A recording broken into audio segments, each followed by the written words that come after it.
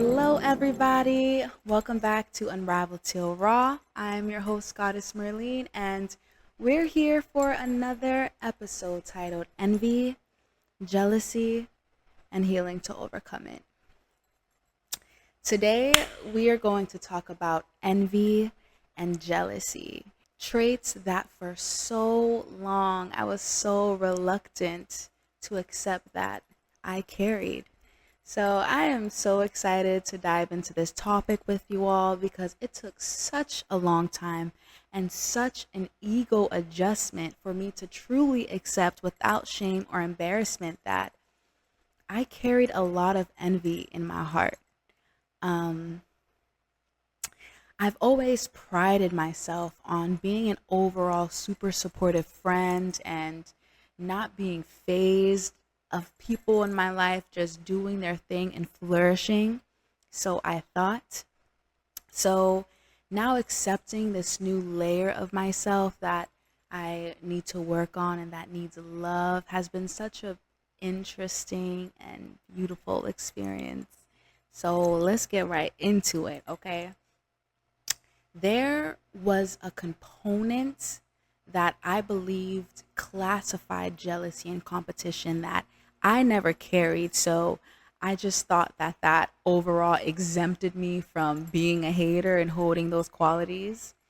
And that component that I thought classified jealousy was someone who didn't want you to have attention or have the spotlight, or someone who was annoyed if you were receiving praise or receiving attention and wanted it for themselves. And I was just never that girl. Like, I loved for everyone around me to have attention and have the spotlight, even though I wanted a spotlight for myself too. So I wanted us all to feel attention fed, and I wanted us all to feel like it girls in our own right.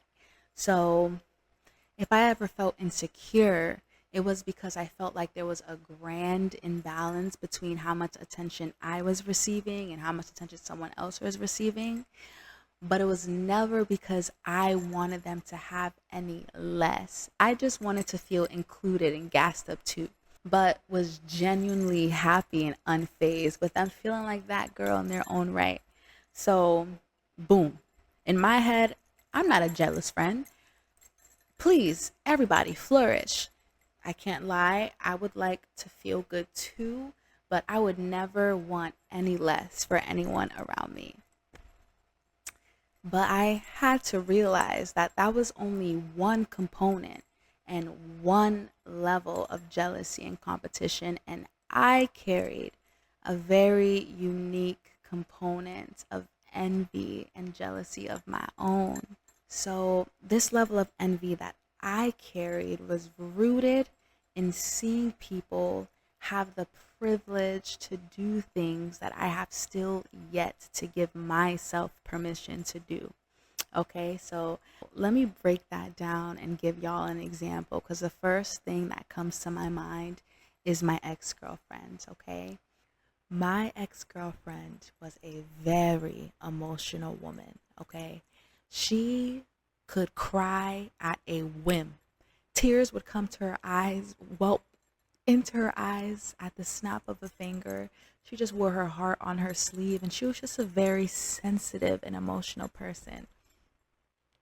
And though I always tried my best to hold space for her, there was an element of those characteristics that pissed me off.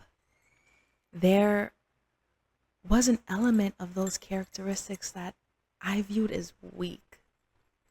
And it wasn't until I began my walk into self discovery that I realized that the annoyance and the frustration that I carried towards her emotional sensitivity and vulnerability was actually just envy. I was envious of her. It was resentment that she got to be in a puddle of her emotions all the time, and I was never allowed that same privilege.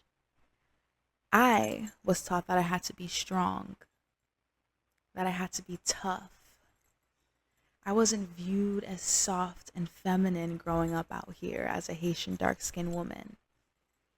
I wasn't given the opportunity to be a victim. I wasn't viewed as someone who was worthy of being protected. I was viewed as someone who could carry the world on her back. So, bearing witness to her softness, to her femininity, to her free and vulnerable emotional expression really just held up a big fat mirror for me of the embodiment that I wished that I was taught and given the permission to possess as a child. And in finally unlocking that portal of envy and allowing it to come to light and allowing myself to identify with it in a real way was when I was able to be honest with myself like, damn, you are low key a hater.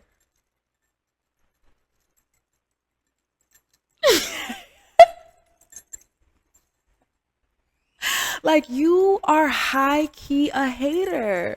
And I know you thought you was a girl's girl. I know you thought you weren't. You are high key a hater. You high key carry so much envy. And in unlocking that correlation between things I didn't like or was annoyed about, unlocking that correlation to it just really being things that I probably didn't like about myself or in a backwards way was actually just envious of, as it was when a floodgate of love for myself just came pouring in. I was just like, "Oh, baby, do you want to do that? Do you want to be that? Like, do you want to be soft now? Do you want to be feminine? Do you want to release your fear of being vulnerable? Do you want to be held? Do you want to be protected? Is that what you want? Because you can have it, baby. You can have it all. You can be that now. You can release all that you've learned. You can release all that you believe that was strong. You can let it go.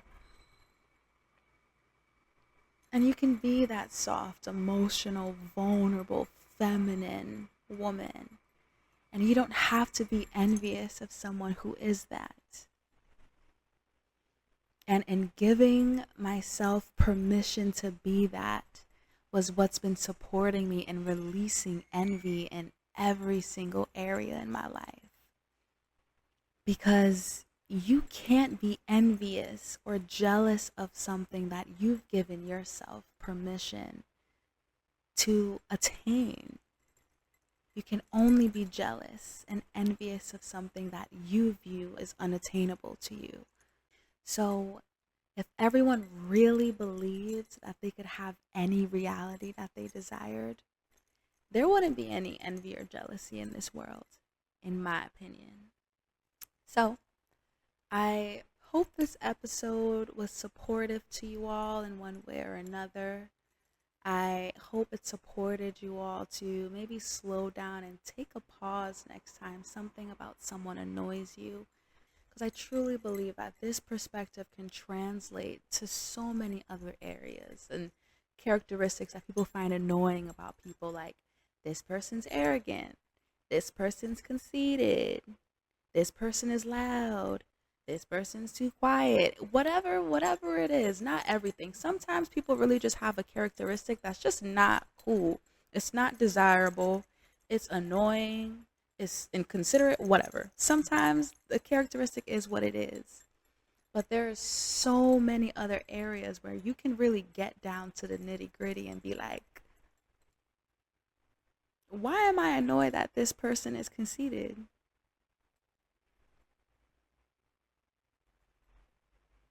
Why does that make me tight? Why does that bother me? Why do I dislike them more because they're conceited, because they're full of themselves, because they feel like that girl? Do I feel that way? Do I You know what I'm saying? But thank you all so much for watching another episode of Unravel Till Raw. Please comment something below if anything here resonated to you. Like if you want to watch it again or share it with the friends, and subscribe to stay up to date for future episodes. But I'm really grateful to be able to share more of myself with you all, and I'll see y'all back here soon. Another hard conversation had, and many more to go. And I will not stop until I turn every stone, because I will not allow shame to call my body home.